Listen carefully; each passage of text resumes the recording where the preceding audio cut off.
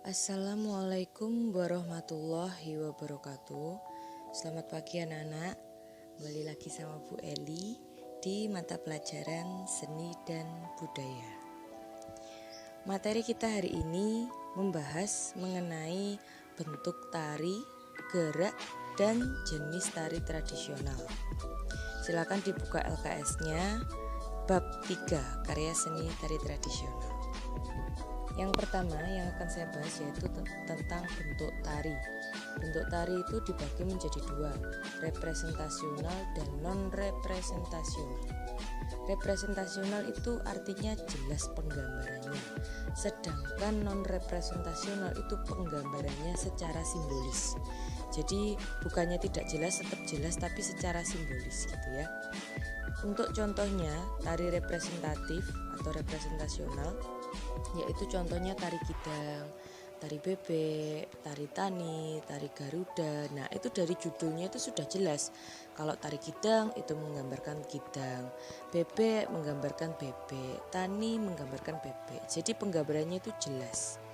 Sedangkan contoh tari yang non representasional atau non representasi itu tariannya itu bersifat simbolis, jadi judulnya itu belum tentu menggambarkan kejelasan dari konsep tarian tersebut. Contohnya tari-tari keraton ya, tari serimpi, tari klono. Kalau serimpi itu artinya putri 4, sedangkan tari klono itu artinya menceritakan tentang raja. Jadi dia itu bersifat simbolis, judulnya belum tentu bisa menerangkan konsepnya gitu ya. Harus dipelajari tariannya. Sedangkan gerak tari sendiri itu dibagi menjadi dua, yaitu gerak murni dan gerak maknawi. Kalau murni itu murni disusun untuk keindahan saja, sedangkan maknawi itu setiap geraknya memiliki makna. Contoh dari gerak murni yaitu tari merak, tari kidang. Nah ini gerakannya murni karena apa? Mempercontohkan gerak tari kidang. Nah gerakan tari kidang itu diperindah, gerakan tari merak itu diperindah gitu ya, simbolis. Sedangkan contoh gerak maknawi, nah ini setiap geraknya itu memiliki makna. Contohnya ulap-ulap. Ulap-ulap itu artinya silau, makanya tangannya itu berada di atas kening. Yang kedua ada ngorerikmo. Ngorerikmo itu berarti mengurai rambut. Dan masih banyak lagi gerak-gerak maknawi. Biasanya itu gerak maknawi digunakan di dalam tari klasik ya. Selanjutnya yaitu jenis-jenis tari. Nah jenis-jenis tari ini ada 4. Kalau di LKS Anda itu hanya ada 3. Kalau di Bu Eli ada 4, silakan nanti dicatat di bukunya sendiri-sendiri ya. Ada tari primitif, tari klasik, tari rakyat, dan tari kreasi baru. Jadi kalau di Bu Eli ditambahi tari primitif, silakan nanti dicatat. Yang pertama yaitu tari primitif. Tari primitif merupakan tarian yang tercipta pada masa peradaban di mana masyarakatnya itu masih percaya dengan animisme dan dinamisme. Dan ini fungsinya untuk pemujaan roh nenek moyang ya. Ciri-cirinya pola lantainya itu selalu melingkar. Itu pasti karena tujuan tarinya sendiri untuk pemujaan roh. Gerakannya sendiri itu sangat sederhana. Kalau nggak hanya tangan ya cuma kaki. Tangan, kaki dihentakkan, gitu saja. Tidak ada nilai estetisnya itu tidak seberapa besar. Musiknya sendiri asalnya dari suara manusia, hentakan kaki atau benda-benda yang ada di lingkungan sekitar. Contoh yang masih ada sampai sekarang, contoh tari primitif yaitu tari kecak. Nah, tari kecak ini pola lantainya melingkar. Dia musiknya berasal dari suara manusia dan gerakannya yang paling dominan adalah gerakan tangan. Bisa diperhatikan.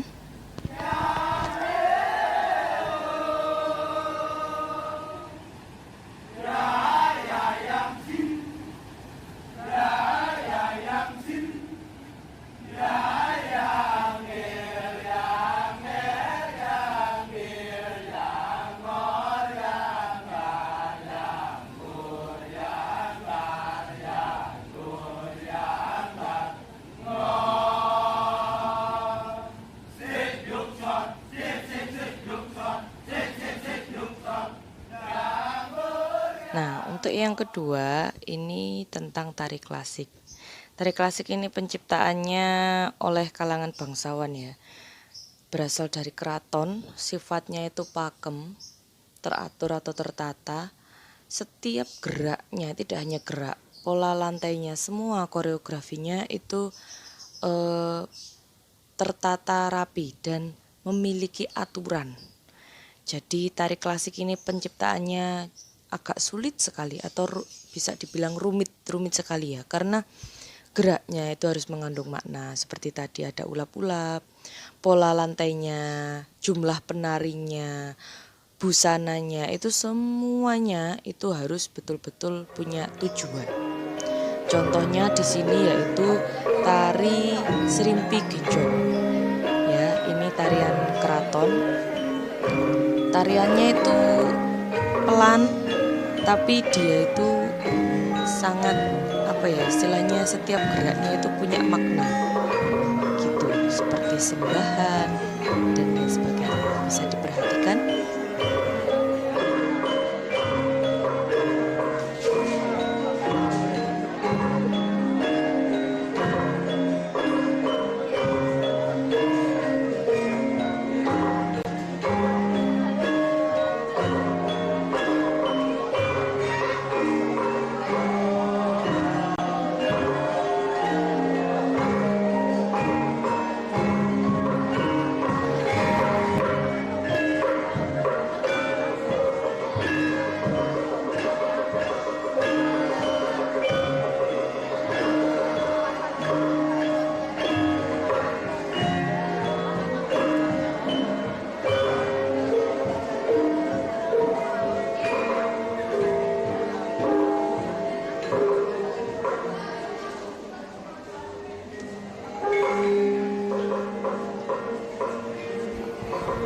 Yang ketiga yaitu tari rakyat. Nah, tari rakyat ini penciptaannya oleh masyarakat setempat. Jadi tarian ya memang sesuai dengan namanya, tari rakyat.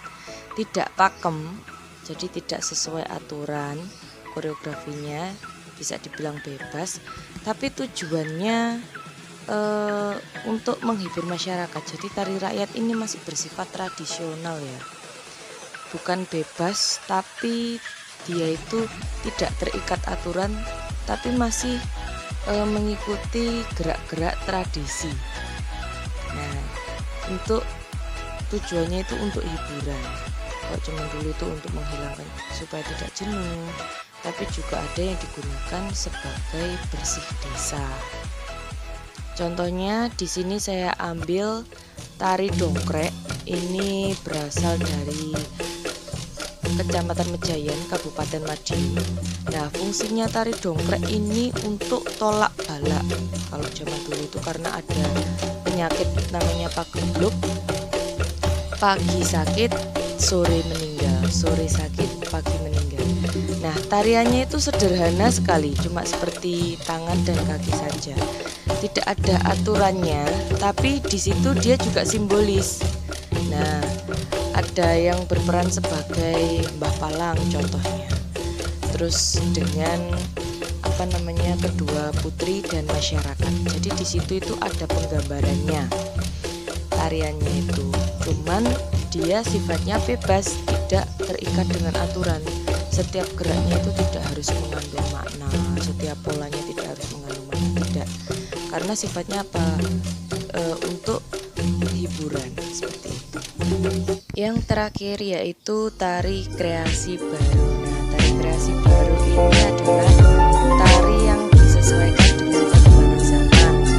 Tariannya itu selalu mengikuti tren, ya. Jadi selalu ada perubahan, Gerakannya berasal dari perpaduan antara tari tradisional dan tari klasik. Bisa juga dipadu dengan tari modern. Tapi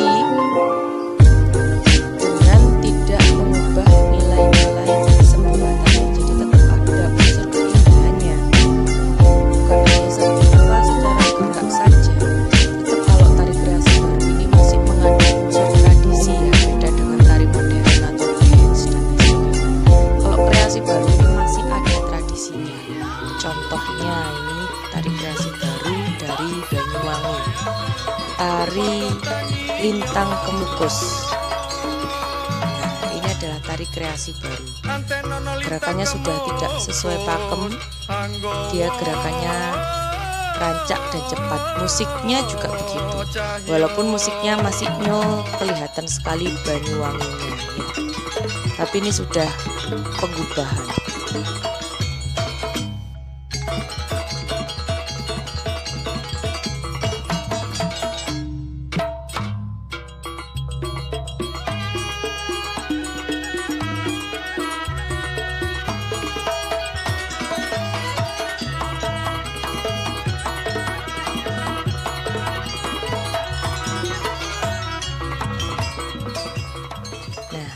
Demikian itu tadi materi untuk seni budaya kita hari ini.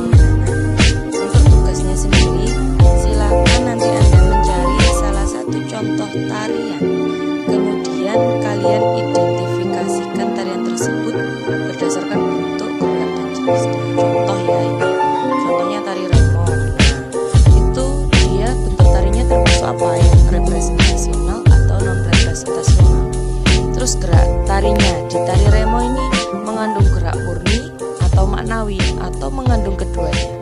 Terus jenis tarinya, nah jenis tarinya ini Anda pilih.